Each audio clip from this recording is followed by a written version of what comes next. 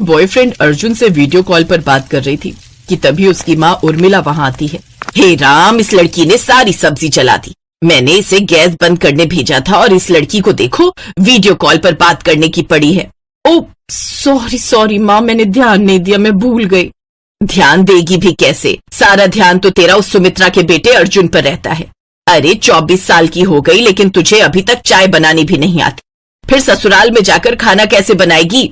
रोशनी अपने पड़ोस में ही रहने वाले अर्जुन से प्यार करती थी। अब उसकी शादी की उम्र हो चली थी लेकिन रोशनी को खाना तक बनाना नहीं आता था। उसकी इस आदत से उसकी माँ काफी परेशान थी। तो वहीं दूसरी तरफ अर्जुन अपनी भाभी के बनाए हुए खाने में कुछ न कुछ कमी निकालता रहता। ओफो, ये क्या भाभी, आज फिर से आपने इतनी पतली दाल बना दी, इसमें इतना पानी डाल दिया। अगर ऐसा ही है ना देवर जी, तो अब ब्याह करके अपने लिए कोई बीवी ले आओ, वही आकर बनाएगी तुम्हारे लिए बढ़िया बढ़िया पकवान। सुमन गुस्से में अंदर चली जाती है। ओफो अर्जुन, तू अपने मुंह पर कंट्रोल नहीं कर पाता ना, बेचारी को बेकार में ही सुना दिया। और ठीक ही कह रही है वो, अगर तुझे अच्छा खाना खाना है ना तो शादी कर ले, मैं तेरे लिए लड़की ढूंढना शुरू कर देती हूँ। उसकी जरूरत नहीं है माँ, लड़की मैंने देख ली है, यहाँ 4 घर छोड़कर ही रहती है। वो अपनी उर्मिला आंटी की बेटी है ना, रोशनी। हे भगवान, तुझे वही आवारा लड़की पसंद आई। जब देखो तब तो वो बाहर घूमने जाती रहती है, तो फिर घर कब संभालेगी। माँ आप जैसा सोच रही है ना, ऐसा कुछ भी नहीं है। वो बहुत समझदार और संस्कारी है। मैं तो कहता हूँ आप मेरी शादी उससे करवा दो, और उससे नहीं करवाओगी तो मैं किसी और से भी नहीं करूंगा। फिर क्या था, सुमित्रा देवी को अपनी बेटी की जिद के आगे झुकना ही पड़ता है और वो रोशनी से उसकी शादी करवा देती है और ब्याह कर रोशनी अपने ससुराल आ जाती है। अगले दिन उसकी पहली रसोई होती है जिसमें उसे हलवा बनाना होता है, तो वो कलाई में दर्द का बहाना बनाकर हलवा अपनी जेठानी से बनवा लेती है। इस तरह उसकी पहली रसोई की रस्म तो निकल जाती है लेकिन अंदर ही अंदर रोशनी घबरा रही थी। हे भगवान, मैं घर का बाकी सारा काम देख लूंगी, बस कोई मुझे खाना बनाने के लिए ना कहे बस। एक रोज उसकी जेठानी, रोशनी चलो जाओ रसोई में जाकर सबके लिए खाना बनाओ, कुछ ही देर में सब खाने के लिए आते ही होंगे। अच्छा तब तक मैं दूसरे काम निपटा लेती हूँ, किसी चीज की जरूरत होगी तो मुझे बताना। हाँ, चलो इसी बहाने मुझे भी आज रसोई से छुट्टी मिल जाएगी। ये कहकर रोशनी की जेठानी सुमन वहां से चली जाती है। रोशनी रसोई में जाती है तो उसे कुछ भी समझ नहीं आ रहा होता। फिर वो घबरा कर अपनी माँ को फोन लगाती है।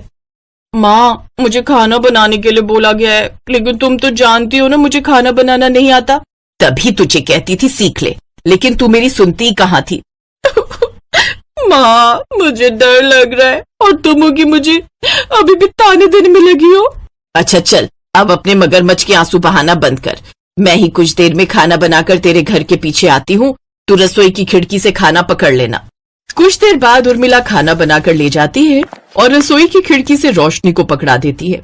Oh thank you so much माँ, तुसी ग्रेट हो। I love you, I love you, I love you.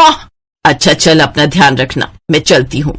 कुछ देर बाद रोशनी सबको खाना बनाकर परोसती है तो इतना टेस्टी खाना खाकर उसकी सास उसकी खूब तारीफ करती है। बिल्कुल ठीक कहता था तू अर्जुन, रोशनी बहू तो बहुत अच्छा खाना बना लेती है, नहीं तो बड़ी बहू से तो आज तक इतना अच्छा खाना नहीं बना। बड़े ही अजीब है मेरे ससुराल वाले, जिस थाली में खाते उसी में छेद करते हैं। आज तक इतने सालों से मैं इन्हें बनाकर खिला रही हूँ तो मेरी तारीफ तो एक बार भी नहीं की। ठीक है माँ, अगर ऐसी बात है तो आज से सुबह शाम की रसोई रोशनी संभाल लेगी और खाना वही बना देगी और घर के बाकी काम सुमन देख लेगी। हाँ बिल्कुल सही कहा तूने, वैसे भी अब घर में 2-2 बहुएं हो गई हैं तो वो अच्छे से सब संभाल लेंगी। छोटी बहू तू कल से रसोई संभालेगी और बड़ी बहू तू घर के बाकी सब काम करेगी। अपनी सास का ये फरमान सुनकर तो रोशनी हैरान ही रह जाती है। फिर रात को वो अपने कमरे में बैठकर सारी सच्चाई अपने पति को बता देती है। यही सच है अर्जुन, वो सब खाना तो माँ ने बनाकर भेजा था। सच तो ये मुझे खाना बनाना बिल्कुल भी नहीं आता। अब माँ जी ने रसोई की जिम्मेदारी मुझे सौंप दी, लेकिन मेरी तो ये भी समझ में नहीं आ रहा कि मैं खाना बनाऊंगी कैसे। ओह गॉड रोशनी, ये तुमने क्या किया? अगर तुम्हें खाना बनाना नहीं आता था तो सीधे सीधे कह देती, लेकिन अब इस तरह तो तुमने मेरी बेइज्जती करवा दी। मैंने तो घर में सबसे तुम्हारी इतनी तारीफ कर दी थी, लेकिन अब मैं क्या ही करूं? हाँ आइडिया, मैं माँ को सब सच बता देता हूँ, वो अपने आप तुम्हें खाना बनाना सिखा देंगी। नहीं नहीं नहीं नहीं नहीं, मैं नहीं चाहती कि ऐसा करके आप सारा भांडा फोड़ दो।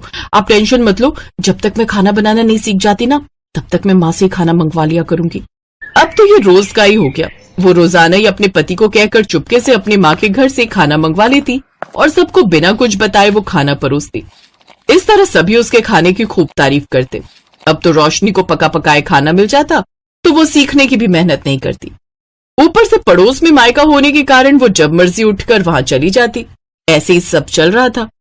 एक रोज घर पर कुछ मेहमान आ जाते हैं तो उसकी जेठानी उससे कहती है, रोशनी मैं जल्दी से बाजार जाकर सब्जी ले आती हूँ, तब तक तुम खाना बना लो। जी ठीक है भाभी। सुमन सब्जियां लेने बाजार चली जाती है। उधर रोशनी लगातार अपनी माँ को फोन करे जा रही थी, लेकिन तबीयत खराब होने के कारण वो सोई हुई होती है और रोशनी का फोन नहीं देख पाती। कुछ देर बाद सुमन बाजार से लौट आती है। क्या बात है रोशनी, तुमने अभी तक खाना नहीं बनाया? रोशनी काफी घबरा जाती है और लड़खड़ाती हुई आवाज में कहती है, वो घर में कुछ सब्जी नहीं थी सिवाय इस करेले के। अब मेहमानों को करेले थोड़ी न खिलाएंगे, इसीलिए मैं आपके आने का मेरा मतलब इस सब्जियों का इंतजार कर रही थी। आप जाइए, मैं खाना बना लूंगी। लेकिन सुमन को उस पर शक होता है और वो वहीं दरवाजे के बाहर खड़े होकर सब देख रही होती है। वो देखती है कि रोशनी लगातार फोन पर फोन मिलाई जा रही थी। कुछ देर बाद उसकी माँ उठा लेती है। अरे यार माँ कहाँ चली गई थी, पता है तब से कितने फोन कर रही थी। अच्छा अब जल्दी से ना कुछ अच्छा खाना बनाकर पकड़ा दो, वो क्या है ना आज घर पर मेहमान आए हुए हैं। अच्छा ठीक है, मुझे थोड़ा टाइम दे, मैं बना कर ले आती हूँ। लेकिन सुमन उनकी ये सारी बातें सुन लेती है।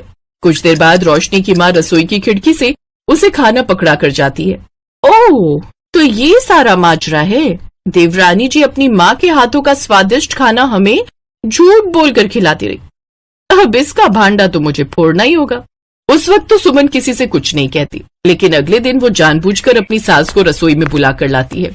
माँ जी आप लोग बहुत ही अच्छे राजमा बनाते हो, आप हमें भी वो रेसिपी बता दो ना, आज रात के लिए हम राजमा चावल बनाकर तैयार करते हैं। अच्छा ठीक है, मैं बताती जाती हूँ, तुम बनाती जाओ। ओह नो, अब ये दोनों रसोई में ही खड़ी रहेंगी तो फिर मेरा क्या होगा? अरे छोटी बहू किस सोच में पड़ गई, चल चावल पकाने रख दे एक तरफ। रोशनी घबरा जाती है और फिर वो कुकर की जगह कढ़ाई निकालती है और उसमें कच्चे चावल बिना पानी के ही पकने को रख देती है। अरे ये क्या बहू, अनाड़ियों की तरह क्यों खाना बना रही हो?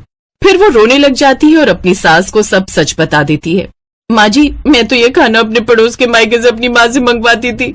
सच तो ये है कि मुझे बिल्कुल भी खाना बनाना नहीं आता। देखा माँ जी, आप जिसकी इतनी तारीफ करते थे उसे तो ठीक से गैस तक जलाना नहीं आता। इसने अपने पड़ोस के मायके का खूब फायदा उठाया है अपनी माँ से खाना मंगवाकर, और आप हो कि आप तो बस मुझे ही ताने देते रहते थे। अपनी जेठानी की बात सुनकर रोशनी रोने लगती है। तभी उसकी सास अपनी बड़ी बहू से कहती है, तू चुप कर, जब तेरी शादी हुई थी तो तुझे कौन सा खाना बनाना आता था?